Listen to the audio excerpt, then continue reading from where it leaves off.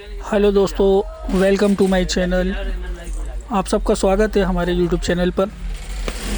आज हम आपके लिए लेकर आए हैं XUV 500 टेस्ला टाइप एंड्रॉयड। इसमें हम आपको दिखाएंगे कैनवस सिस्टम की वायरिंग, सेटिंग और इंस्टॉलेशन जो भी एंड्रॉयड का है। इसमें हमने फ्रेम के थ्रू फिट किया है और जो कि कंपनी फिटेड प्लेयर ख़राब हो गया था, तो उसकी जगह पे हम ये एंड्रॉयड इंस्टॉल करने जा रहे हैं। वीडियो को एंड तक ज़रूर देखें और वीडियो कैसी लगी ये आप हमको कमेंट करके ज़रूर बताएं। वीडियो को लाइक करें और चैनल को सब्सक्राइब करना ना भूलें।